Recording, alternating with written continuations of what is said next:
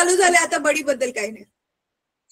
Okay ma'am. बोलू आपण त्याच्याबद्दल, शेवटी बोलू, रेकॉर्डिंग स्टॉप करू.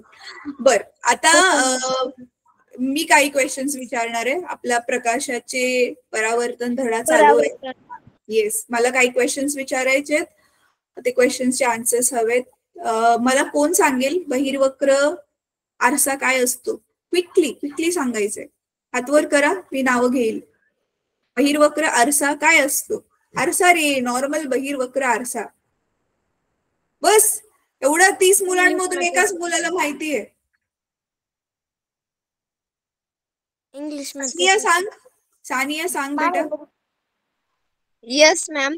जर गोलाकार पृष्ठभागाचा बाहेरचा भाग म्हणजे बहिर्वक्र भाग चकचकाकीत असेल तर त्याला बहिर्वक्र आरसा म्हणतात. Very good. मोक्षदा, अंतर्वक्र आरसा. जर गोलाकार पृष्ठभागांचा आतला भाग म्हणजेच अंतर्भाग चकचकीत असेल तर त्याला अंतर्वक्र आरसा असे म्हणतात. Good, very good. आता डिफिकल्ट थोडे क्वेश्चन्स विचारणार आहे मी. हात खाली करते. कोण मला सांगेल ध्रुव काय असतं? आरशाचं ध्रुव काय असतं? मोक्षदा. आरशाच्या पृष्ठभागाच्या मध्यबिंदूस आरशाचा ध्रुव असे म्हणतात. Very good. श्रावणी, मुख्य नाभी काय असते बेटा?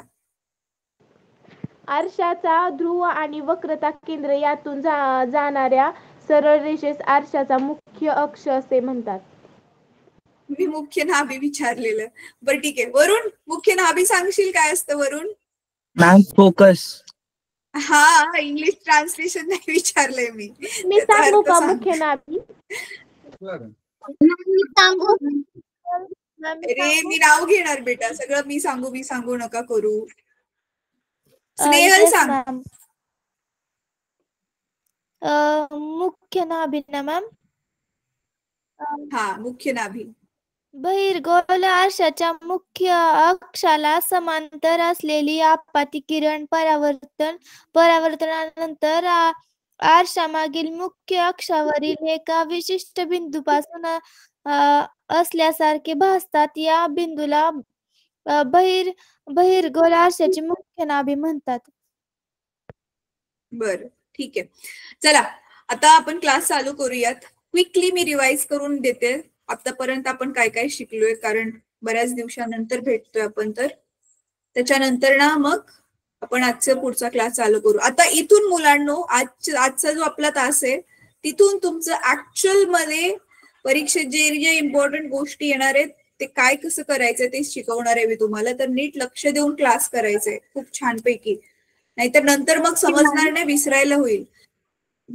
तर आपण आधी बघितलं पहिल्या तासात प्रकाश काय असतं आणि प्रकाशाचे परावर्तन म्हणजे काय असतं, राईट. रिफ्लेक्शन ऑफ लाईट काय असतं ते बघितलेलं. ठीक आहे. आरशामधून प्रकाश, साध्या आपला फ्लॅट जो आरसा आहे त्याच्यातून कसं प्रकाशाचं परावर्तन होतं ते बघितलेलं. त्याच्यानंतर ना मग आपण बघितलेलं सपाट आरशामध्ये जी प्रतिमा बनते त्या प्रतिमेची विशिष्ट लक्षणं काय आहेत आपण बघितलेलं. ती प्रतिमेची जी साईज आहे ती वस्तू एवढीच असते. परत वस्तूपासून आरशापासून प्रतिमेचं अंतर आणि आरशापासून वस्तूचं अंतर हे दोघे समान असतात. असे अजून काही आपण गोष्टी बघितलेल्या होत्या.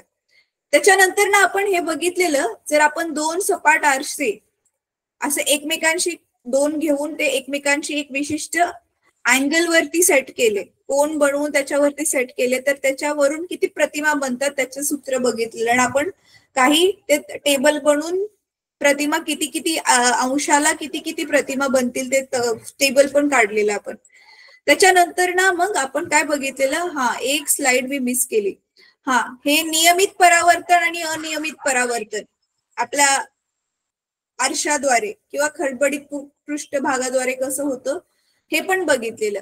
हो, अजून आपण हे पण बघितलेलं, प्रकाशाच्या परावर्तनाचे नियम पण बघितलेले, जे गेल्या वर्षी केलेले ते आपण या वर्षी रिपीट केलेले. बरोबर आहे. येस. मग नंतर आपण बघितलेलं हे गोलीय आरसे. गोलीय आरसा काय असतो हे बघितलं. त्याच्यामध्ये मग दोन प्रकार असतात आपण पाहिलेलं, एक अंतर्वक्र आणि एक बाह्य वक्र. आणि त्याच्याशी रिलेटेड आपण ह्या संज्ञा पण बघितलेल्या आहेत. ध्रुव काय असतं, वक्रता केंद्र, मुख्य अक्ष, वक्रता त्रिज्या काय असतं, त्याच्यानंतर ना हे मुख्य नाभी आणि नाभीय अंतर काय असतं हे सगळं पण आपण बघितलेलं. आणि नंतर आपण मागच्या क्लासमध्ये आपण बघितलेलं की प्रकाशाचा किरण कसा पडतोय आरशावर, गोलीय आरशावर, ह्याच्यावरून आपण तो परावर्तित कसा होणार आहे हे ठरवू शकतो. तर आपण बघितलेलं की जर तो मुख्य अक्षाला समांतर असेल तर तो परावर्तित होताना फोकस मधून मुख्य नाभीमधून जातोय.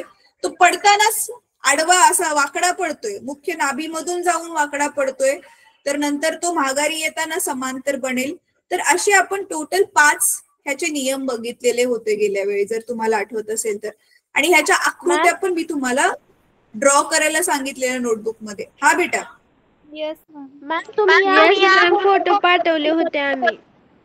हा येस ठीक आहे. Yes yes. त्याच्यानंतर ना पुढे मग आज आपण काय करणार आहोत? मॅम तो पुस्तकातला तक्ता पण लिहायला सांगितला होता. हो, पुस्तकातला तक्ता पण मी लिहायला सांगितला होता. आता हे जे आहे ना, मी मुलांना ही स्लाइड जी तुम्हाला दाखवली आहे ह्याचा स्क्रीनशॉट घ्या. हे तुमच्या पुस्तकामध्ये नाहीये, एवढं डिटेल मध्ये नाही दिले, मी बघितलं. तर आज मी तुम्हाला जे सांगणार आहे आजचा पासूनचे पुढे पूर्ण जो धडा शिकवणार आहे तो समजायला थोडासा डिफिकल्ट आहे जर तुम्ही नीट लक्ष देऊन नाही ऐकलं तर. अदरवाईज सोपं आहे. ठीक आहे. तर आता आपण आंतरगोल आरशाच्या समोर वेगवेगळ्या अंतरावर वस्तू ठेवली की वस्तूची जी प्रतिमा बनते त्याचे गुणधर्म चेंज होतात. जसं तुम्हाला जर आठवत असेल मागच्या क्लासमध्ये मी सांगितलेलं की सपाट आरशासमोर तुम्ही वस्तू कुठे पण ठेवा, जे इन जनरल जे वस्तूचे गुणधर्म आहेत ते काय बदलत नाहीयेत. मॅम हा बेटा. आमच्या जो तक्ता आहे ना त्याला मराठीतून ट्रान्सलेट करू शकता का? मॅम पण हा आमच्या बुक मध्ये आहे मॅम. बुक मध्ये आकृत्या नाहीयेत, आहे. तक्ता आहे पण आकृत्या नाहीयेत. येस मॅम, आकृत्या नाहीत. हा, मी फक्त बघा हा तक्ता मी एक्सप्लेन करणार आहे. सध्या स्क्रीनशॉट घ्या. तक्ता एक्सप्लेन करणार आहे, तुम्हाला त्याचा मराठीत पण अर्थ कळेल. ओके मॅम, चालेल. ठीक आहे. तर जागा. हा, तर आता ना सगळ्यात आधी मी तुम्हाला सांगते की आपण काय शिकणार आहोत आज. आज आपण फक्त आंतरगोल आरशाद्वारे प्रतिमा कशी बनते ते शिकणार आहोत. तर त्याच्यासाठी आधी समजून घेऊया ह्याला वेगळं का शिकायची गरज पडते. आपण सपाट आरशाबद्दल शिकलो. सपाट आरशाच्या आपण काय बघितलेल्या, सपाट आरशामध्ये जी प्रतिमा बनते त्याची काय काय प्रॉपर्टीज, आपण कुठली कुठली लक्षणं बघितलेली आठवते. आपण 5 लक्षणं बघितलेली. हे ते मी तुमच्या रेफरन्ससाठी इथे कोपऱ्यात लिहिते. आपण हा जो सपाट आरसा घेतलेला आणि त्याच्या समोर अशी जी प्रतिमा बनलेली, राईट, या प्रतिमेची आपण 5 लक्षणं बघितलेली. एक काय बघितलेलं आठवते मुलांनो, दोघांची हाईट सेम असते. HI बरोबर HO बघितलेलं. दोघांची हाईट म्हणजे उंची समान असते. दोघांचं अंतर, आरशापासूनचं अंतर U = V बघितलेलं आठवते. मॅम प्रतिमा असते आभासी आणि सुलट. इंग्लिश मध्ये आपण काय म्हणतो, इरेक्टस. हा, व्हर्च्युअल अँड इरेक्ट. आभासी आणि सुलट. ठीक आहे. इंग्लिश मध्ये आपण त्याला म्हणतो व्हर्च्युअल आणि इरेक्ट. मी शॉर्ट मध्ये लिहिले VE. चौथं आपण काय बघितलेलं, लॅटरली इन्व्हर्टेड. लॅटरली इन्व्हर्टेड म्हणजे काय, उजवी बाजू डावी आणि डावी बाजू उजवी दिसते ना आरशामध्ये. आणि पाचवं आपण काय बघितलेलं, आपण वस्तूला जवळ घेऊन गेलो आरशाच्या तर प्रतिमा पण जवळ येते. बरोबर आहे. आणि जसं जसं वस्तू जवळ येते प्रतिमा जी आहे ती मोठी होत जाते. तर हे ना आपण आता हा जो आरसा आहे, हा तुमचा जो आरसा आहे मुलांनो, हा आरशावरती ही कुठे पण वस्तू इथे ठेवा, इथे ठेवा, इथे ठेवा, इथे ठेवा, ही जे 5 ह्याच्या जे लक्षण आहेत ही काय सपाट आरशासाठी बदलत नाहीयेत अजिबात. प्रत्येक वेळी तुमची जी प्रतिमा आहे ती आभासीच असेल, सुलटच असेल, ती प्रत्येक वेळी लॅटरली इन्व्हर्टेडच असेल. तर सपाट आरसा म्हणून अभ्यास करायला, सपाट आरशाने बनलेली जी प्रतिमा आहे ती अभ्यास करायला एकदम सोपी आहे. पण गोलीय आरशांमध्ये असं होत नाही. गोलीय आरशांमध्ये कधी तुम्हाला प्रतिमा जी आहे ती उलट भेटेल, कधी सुलट भेटेल. गोलीय आरशांमध्ये कधी तुम्हाला प्रतिमा जी आहे ती आभासी भेटेल, तर कधी वास्तविक भेटेल. कळतंय? आणि हे जे हे जे वस्तूचं अंतर आणि हे प्रतिमेचं अंतर इथे नेहमी समान राहतं. गोलीय आरशांमध्ये ते समान राहत नाही प्रत्येक वेळी. गरजेचं अजिबात नाहीये की ते प्रत्येक वेळी अंतर समानच असेल. म्हणून मग गोलीय आरशांमध्ये ज्या प्रतिमा बनतात त्या डिटेल मध्ये समजून घेणं गरजेचं आहे. आता नीट समजून घ्या मी पुढे काय सांगते. आता मग काय करूया, आता समजा मी घेतला हा एक मुख्य अक्ष घेतला, ठीक आहे. आज फक्त आपण अंतर्वक्र आरशाबद्दल बोलणार आहोत. आजच काय ऍक्च्युली पुढे येणारे काही दिवस पण. तर आता बघा, मी हा मुख्य अक्ष काढला आणि समजा हे मी काय घेतले, हा अंतर्गोल आरसा घेतला मी, ठीक आहे. Yes ma'am. हा, आता ह्या अंतर्गोल आरशाला मुलांनो तुम्हाला ऑलरेडी माहिती आहे,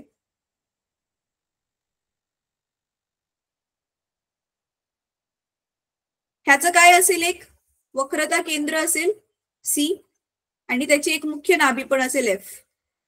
बरोबर आहे? Yes ma'am. तर आता बघा, आपण ह्या आरशाच्या पुढच्या बाजूला कुठे वस्तू ठेवणार, त्याच्यासाठी बघा हे किती असे अनंत बिंदू आहेत. ह्या सगळ्या बिंदूंवर आपण इथून ते इथपर्यंत, इथून ते आरशापर्यंत, ह्या बिंदूपर्यंत आपण कुठे पण वस्तू ठेवू शकतो. इथे इथे इथे इथे इथे इथे इथे, राईट. तर म्हणून मग आता ह्या सगळ्याच्या सगळ्या बिंदूंवरती वस्तू ठेवून मग त्याची प्रतिमा कशी बनेल ह्याचा अभ्यास करणं खूप डिफिकल्ट आहे. पण काही शास्त्रज्ञांनी तो अभ्यास केला.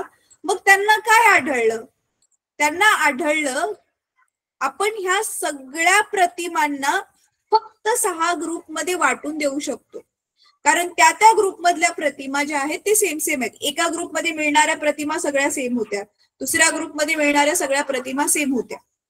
असं त्यांनी काय बनवल्या, मग 6 केसेस बनवल्या, 6 ग्रुप बनवले त्याचे. तर त्या 6 केसेस आपण अभ्यास करणार आहोत. तर पहिली केस काय होती मुलांनो, पहिली केस ही होती की जर वस्तू आपण इथे, हे मी बघा डॉट डॉट काढते. डॉट डॉट का काढते, की वस्तू खूप अनंत अंतरावर इथे कुठेतरी मी वस्तू ठेवलेली आहे हे दाखवण्यासाठी. तर वस्तू ज्यावेळी इथे अशी अनंत अंतरावर ठेवली आहे, तर त्यांना काय आढळलं की वस्तूच्या अनंत अंतरापासून, तुम्हाला माहितीच आहे मुलांनो, अनंत अंतरापासून जी प्रकाशाची किरणं येतात ती कुठे भेटतात एकमेकांना, मुख्य नाभीमध्ये. त्याच्यावरूनच आपण मुख्य नाभी कशी काढायची बघितलेलं ना लास्ट क्लासमध्ये. Yes ma'am.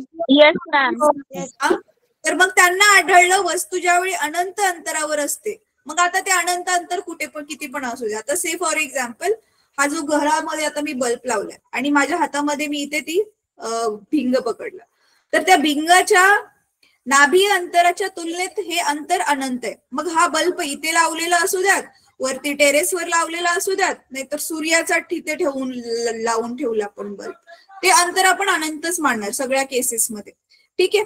तर मग हे ते अनंत अंतरावर वस्तू ठेवलेली असताना मला प्रतिमा कुठे मिळते, इथे मुख्य नाभीमध्ये. ही पहिली केस काय झाली, पहिली केस काय झाली, वस्तू आपण कुठे ठेवली, अनंत अंतरावर ठेवली. तर ही पहिली केस झाली. दुसरी केस काय होती, तुम्ही ना वस्तूला हा जो वक्रता केंद्र आहे, ह्या वक्रता केंद्राच्या पासून कुठे पण ठेवा, इथे ठेवा, इथे ठेवा, इथे ठेवा, इथे ठेवा, कुठे पण ठेवा, पण फक्त ते अंतर जे आहे ते आपल्याला मोजता आलं पाहिजे. ते अंतर अनंत नाहीये, मोजता येण्याजोगं अंतर आहे. कळतंय? ती दुसरी केस होती. दुसरी केस काय होती, की वस्तूला तुम्ही ह्या वक्रता केंद्राच्या पलीकडे कुठे पण ठेवा, ते तुमची दुसरी केस होती. की आपण कुठे ठेवले वस्तू, बियॉन्ड सी. बियॉन्ड सी म्हणजे सीच्या पलीकडे, पलीकडे आहे पण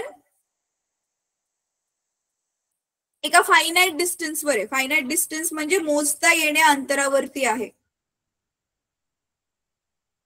ठीक आहे, मी फक्त मोजता लिहिते, मोजता येण्याजोगे अंतरावर ठेवले.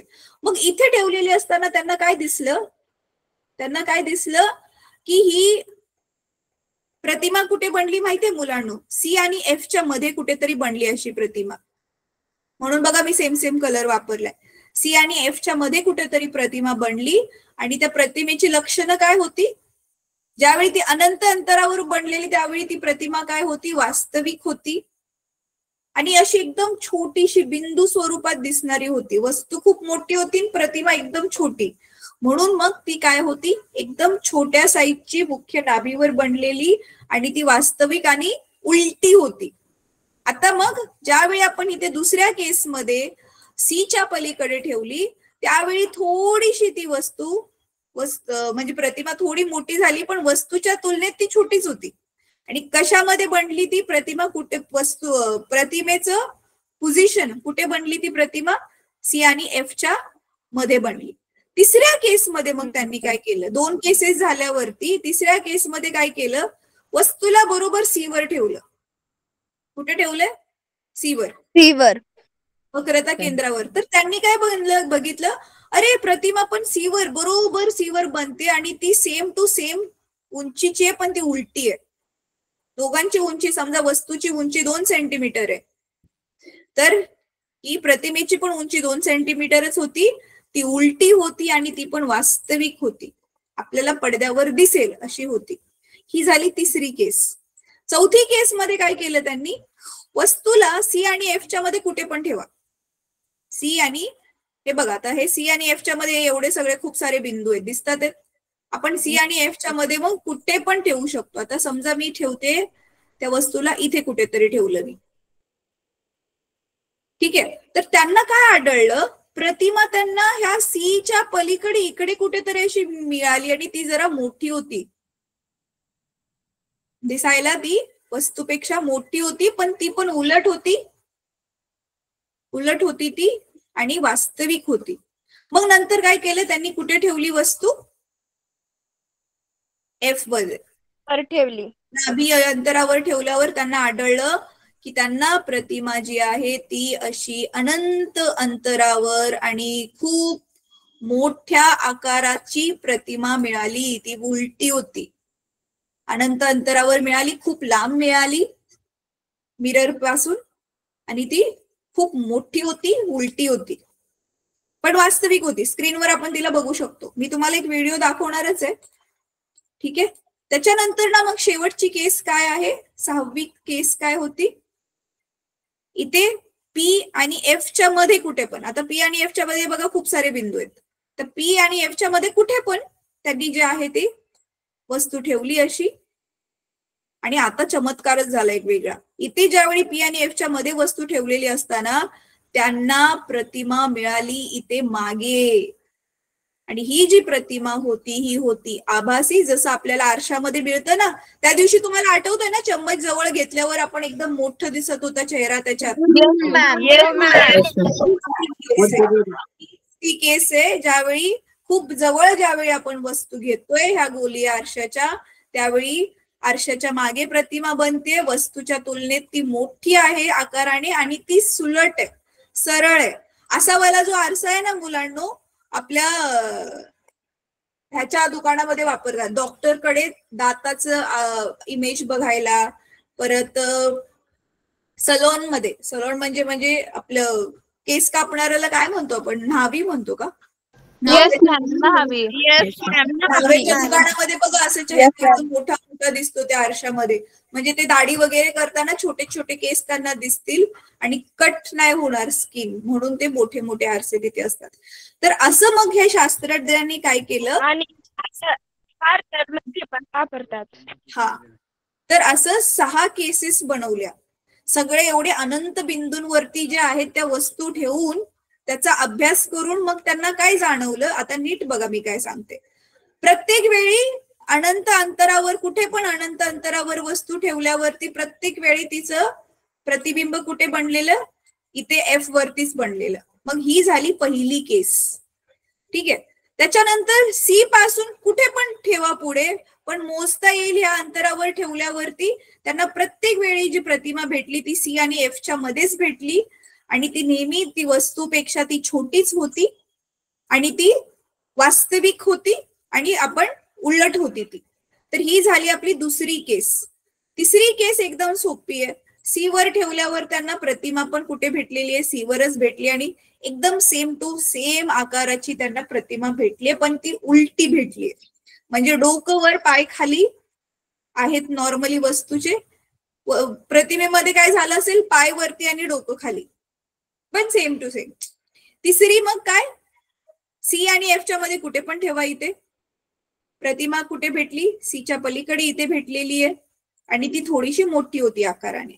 परत एक्झॅक्टली एफ ला ठेवल्यावरती त्यांना अनंत अंतरावरती भेटली आणि पी आणि एफ च्या मध्ये भेटल्यावरती इकडे ही फक्त बघा ही एकच केस अशी आहे, शेवटची 6वी केस, ज्याच्यामध्ये प्रतिमा जी आहे ती आरशाच्या मागे बनते आणि ती आभासी आहे. बाकी सगळ्या बघितलं तुम्ही वास्तविक आणि उलट होत्या आणि 6व्या केस मध्ये ती प्रतिमा काय होती, आभासी आणि सुलट होती.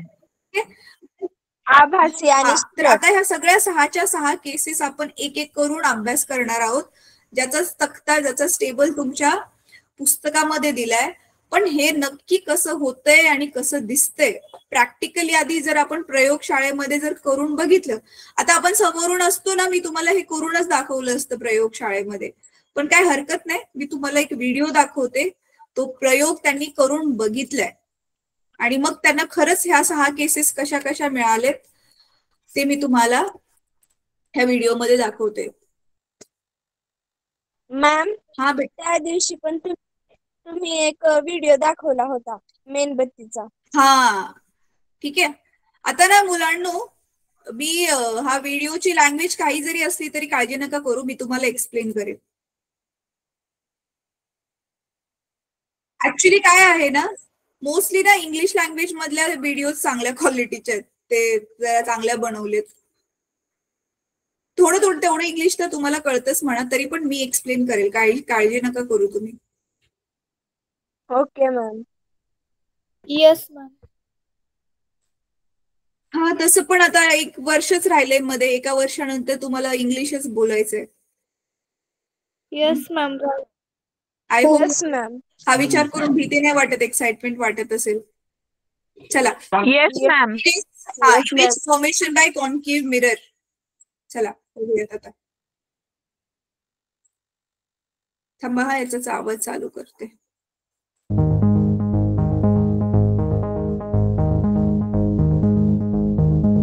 कॉन्केव्ह मिरर स्क्रीन घेतली, मिरर लावलेली आहे.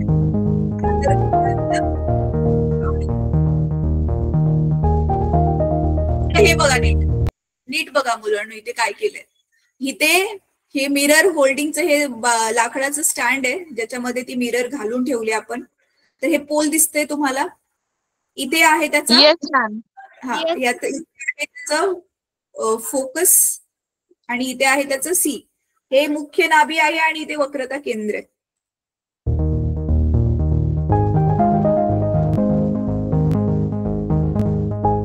बघा, object is very far, can be considered at infinity. Case 1, पहिली केस, ऑब्जेक्ट एकदम अनंत अंतरावर ठेवले.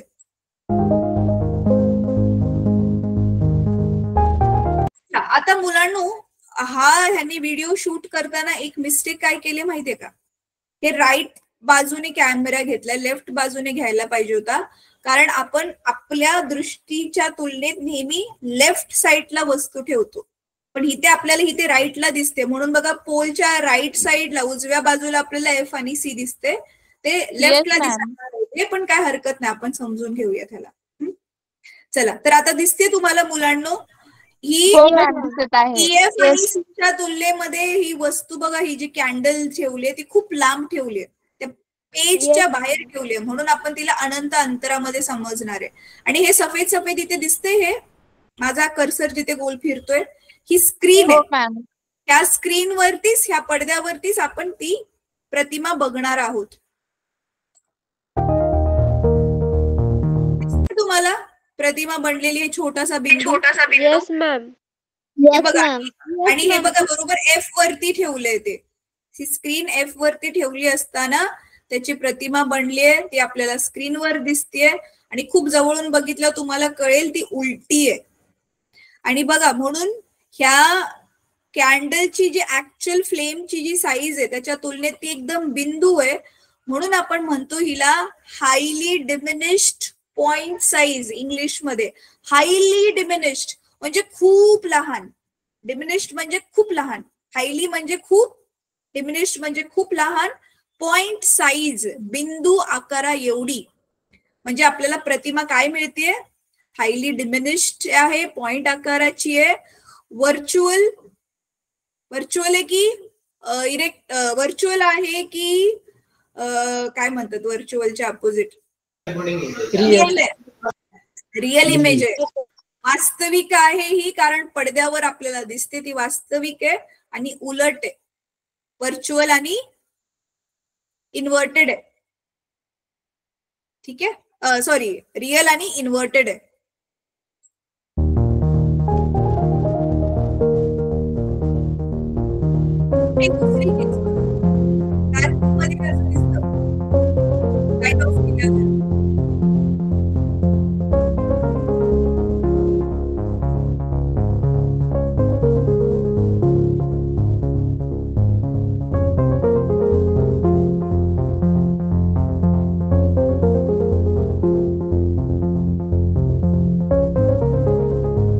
केस 2 मध्ये बघा आपण काय केलेलं, सीच्या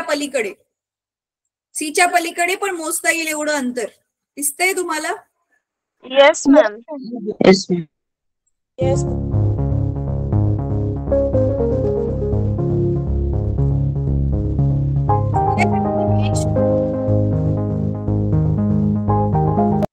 दिसते? हा, डार्क रूम मध्ये जास्त चांगलं दिसते हो मॅम. ना. तर जे ऍक्च्युअल मध्ये जे हाईट असेल ना बेटा फ्लेमची, त्याच्यापेक्षा ही थोडीशी छोटी असते. आणि जर तुम्ही जागा बघितली तर बघा इथे नीट, हे बघा कुठे ठेवलेलं त्यांनी, हे जी स्क्रीन ठेवलेली ना ती, हा इथे बघा एफ आणि सी च्या मध्ये दिसते स्क्रीन. हो मॅम. म्हणजे आपल्याला जे आहे एफ आणि सी च्या मध्ये मिळते ती. ठीक आहे,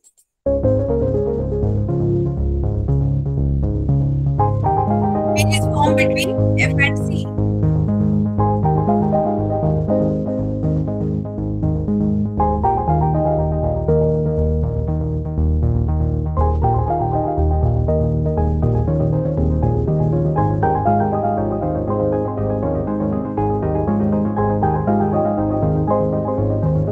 रे डायग्राम जर आपण काढली, आकृती काढली तर बघा हे सी च्या पलीकडे इथे ठेवले, सांगणार आहे कसं काढायचं. एक्झॅक्टली सी वरती, वक्रता केंद्रावरती आपण वस्तू ठेवतोय. इथे बरोबर सी वरती ठेवले. Yes ma'am. तुम्ही आता कॅन्डल पण सी वर आहे आणि ही स्क्रीन पण बघा स्क्रीन सी वरच ठेवली आहे, दिसते? Yes ma'am.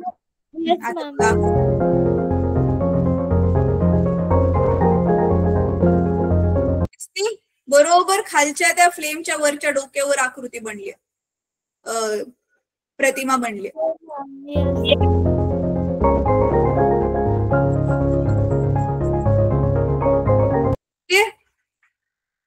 इथे आपल्याला व्हिडिओ मध्ये क्लिअर नाही दिसत, पण ना ह्या दोघांची बरोबर उंची सेम असते. आणि तुम्ही बघताय हे जे फ्लेमचं जे टोक आहे ते इथे खाली उलट झालंय, उलटी प्रतिमा मिळते आपल्याला.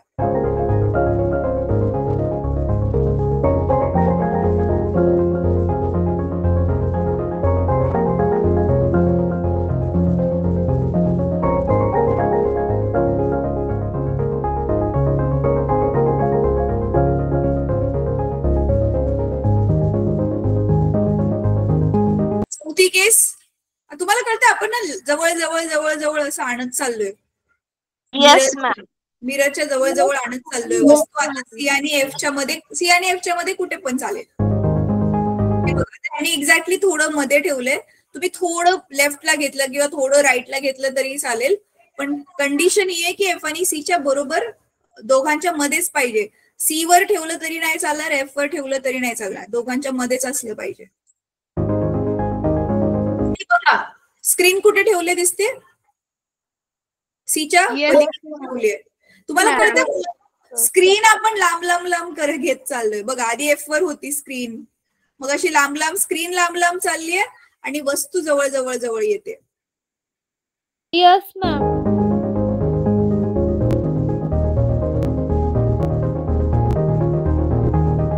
आता इथे जी प्रतिमा बनते ना मुलांनो, ती थोडीशी वस्तूपेक्षा जरा मोठी आकाराने. बघा नीट.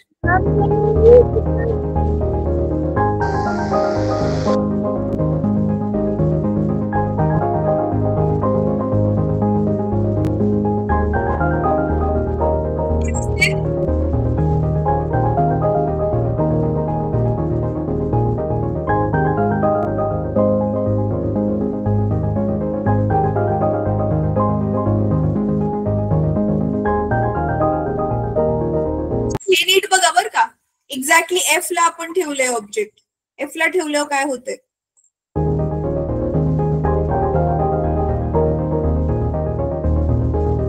स्क्रीन आता किती लांब गेलीये? हो मॅम. आकृती पण प्रतिमा बघा किती मोठी बनली. म्हणून आपण म्हटलेलं की ज्यावेळी F वर ठेवतोय तर इन्फायनाइट इन्फिनिटी वरती अनंत अंतरावर प्रतिमा बनते आणि ती खूप जास्त मोठी आहे. हायली मॅग्निफाईड इंग्लिश मध्ये. हायली मॅग्निफाईड म्हणजे ती खूप मोठी आहे.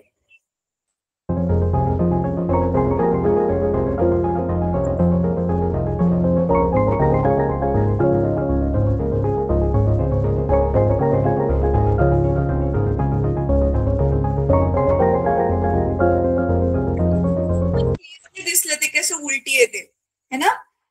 Yes ma'am. Yes ma'am. मला फोर्थ वाली इमेज पण उलटीच होती ना? सगळ्याच आतापर्यंत सगळ्या बनल्या त्या सगळ्या उलट्याच आहेत.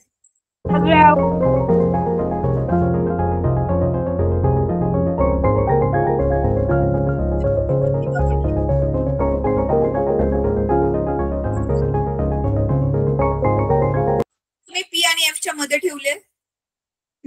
Object between P and F.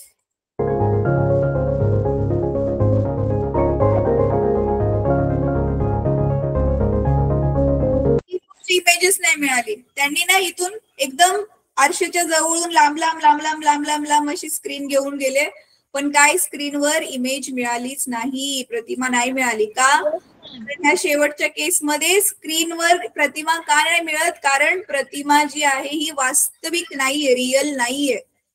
ती काय बनते? आभासी प्रतिमा बनते. म्हणून ती आतमध्येच बनते. हा, मिररच्या आतमध्येच बनते. बघूया आपण.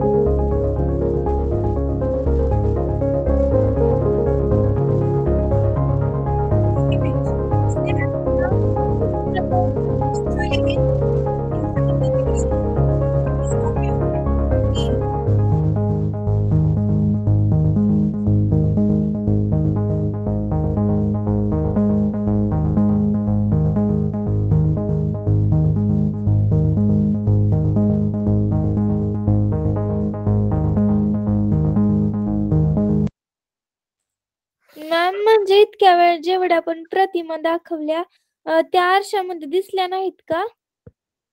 स्क्रीन होती ना, सफेद पडदा होता ना बेटा. पडद्यावर नाही, आरशात नाही दिसत.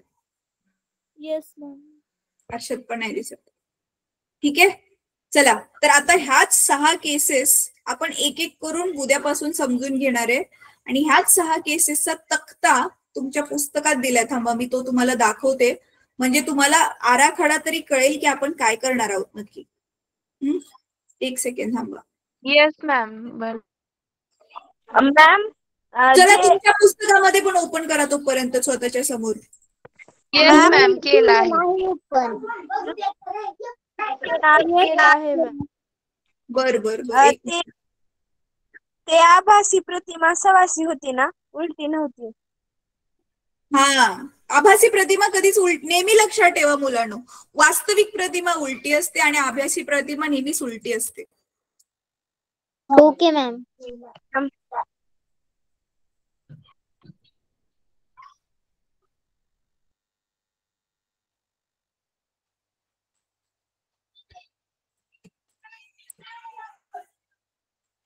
थांबा, तुमचं पुस्तक शेअर करते मी. मॅम अटेंडन्स लिंक धाडा ना. अटेंडन्स लिंक संगीता मॅमला विचार बेटा, मला माहितीच नाहीये. मी कधीच ते काम नाही करत, त्याच्यामुळे मला काहीच कल्पना नाही त्याची.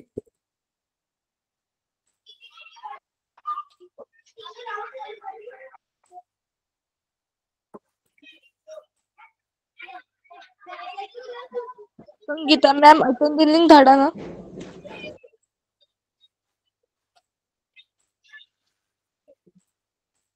हा, हे बघा हा तक्ता मुलांनो,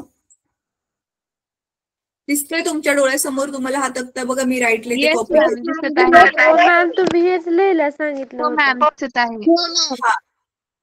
बघा. आता ह्याच केसेस की नाही, हो मॅम. ह्याच केसेस ज्या आहेत त्या दिलेत बघा. सगळ्यात पहिले काय होतं, वस्तूचे स्थान.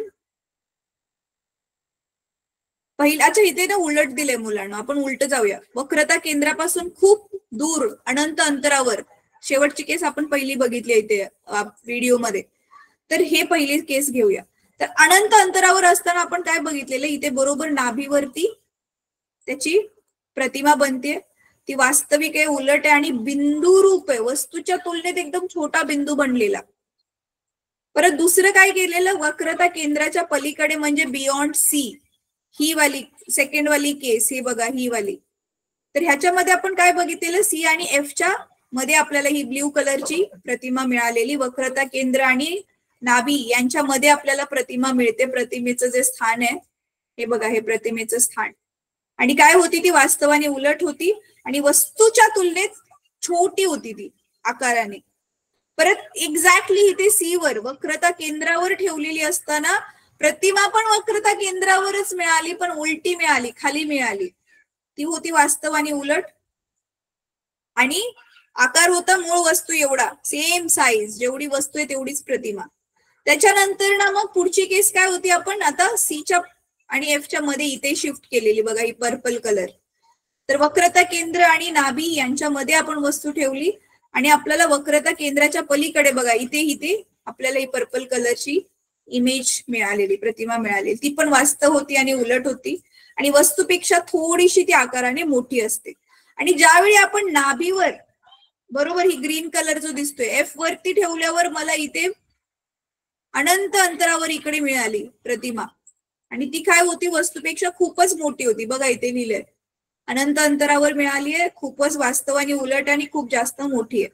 तर आता ह्या सगळ्या केसेस जर तुम्ही बघितल्या मुलांनो, सगळ्यांमध्ये आपल्याला वास्तव उलट ही बघा, वास्तव उलटच लिहिलंय. सगळीकडे वास्तव आणि उलटच प्रतिमा मिळते, एक्सेप्ट ही शेवटची केस, ही वाली. याच्यामध्ये प्रतिमा काय मिळते आपल्याला, आरशाच्या मागे मिळते. ती आभासी आणि सुलटी आहे आणि वस्तूपेक्षा ती आकाराने मोठी आहे.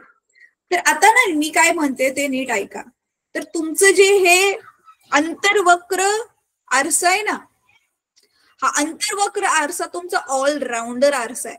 आता मी ह्याला ऑलराऊंडर आरसा का म्हणते, कारण हा एकमेव आरसा आहे ज्याच्यामुळे तुम्हाला सगळ्या प्रकारच्या प्रतिमा मिळतात.